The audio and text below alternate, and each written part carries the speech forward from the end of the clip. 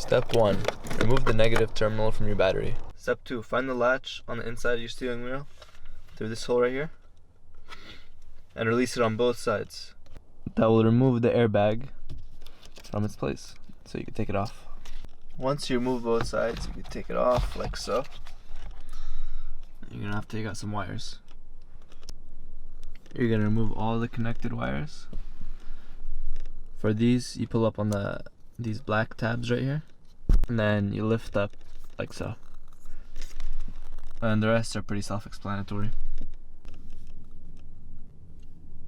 Once you get the airbag off, you're gonna use a 19mm socket and remove it. I'm gonna be using an impact wrench.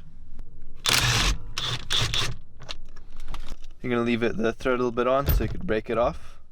Once you do that, the steering wheel comes right off.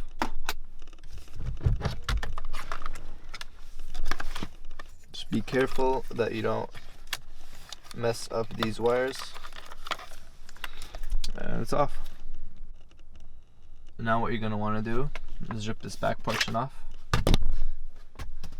and you're gonna transfer everything, like all the wires and these things, to the new wheel. That's pretty easy. You're just gonna need a regular screwdriver. Basically just 2 screws on each side. Take them off, take off the wire, and you're good to transfer it over. Once everything's transferred over, plug everything in, put on the airbag, and screw it back in, and you're all done. Just one thing, just make sure there's like a little notch right here.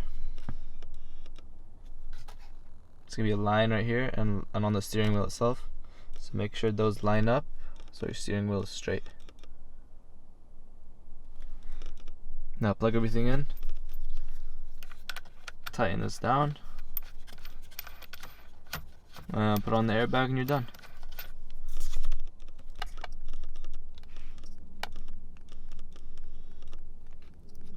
Make sure these are put down to lock them in place.